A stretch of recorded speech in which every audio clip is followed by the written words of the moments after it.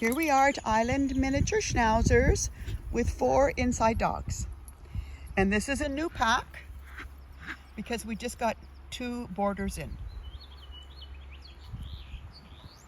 So I have to supervise them to make sure that we don't have any swear words going on here. So far so good, but you never know. I have to set the expectations with this new group. So that's what I'm going to be doing. There is a 0 tolerance for ill behavior and any disrespectful behavior. That just doesn't happen around here. So you have to set the mood, folks. Even when you have a well-trained dog, you have to always be the alpha. You can't say, okay, well, I have a well-trained dog, I don't have to do anything. That's the opposite. You have a well-trained dog, you have to always be on top of it. You're the alpha. And dogs that are new to the farm, for example, for boarders, I must ensure that they get it right, even though boarders that have been here many times.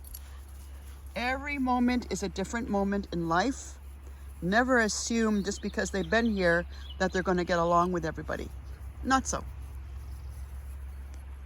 One thing in life we can be guaranteed of, and that's change.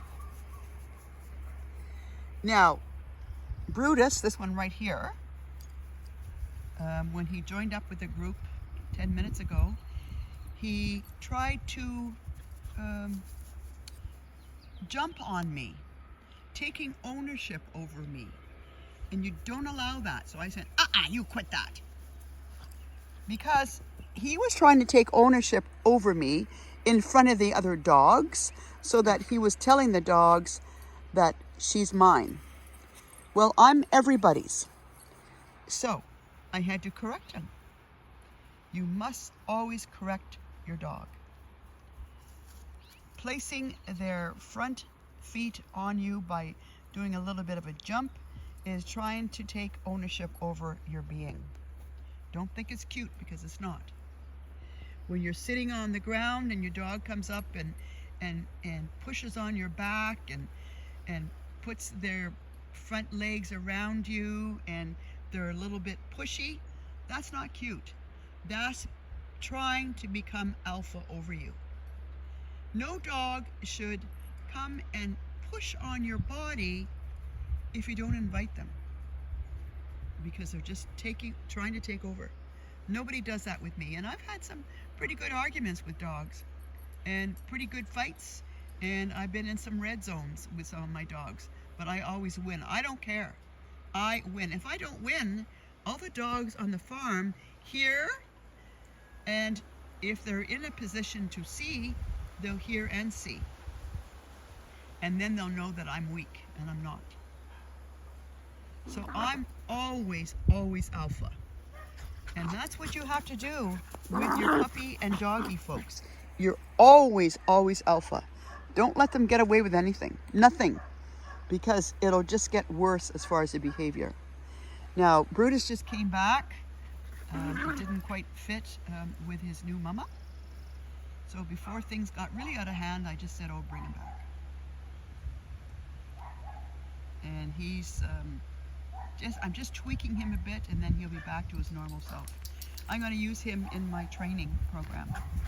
And there will be a person that will come to the farm that will fall in love with him and want to buy him. We'll just wait and see. I need a person that is alpha and stern at all times. So that's what I'm looking for him.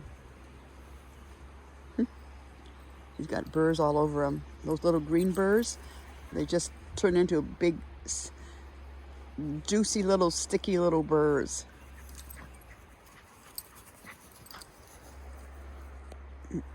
Now that big chocolate dog, that is, I guess he's about 2 or 3. Don't go far, you guys. And he's Wolfgang's son. You see Wolfgang in him all day long. Don't go far, you guys. Look like he's getting into a hunting mode. Gus? Puppy, puppy, puppy. Yeah, he was in some sort of hunting mode. So I'm going to ring off and go and correct that before it gets out of control. So there you have it. That's what you do. When you see a dog that's not doing something that you want, you've got to pay attention to it and correct it right away. So thank you very much for watching. God bless.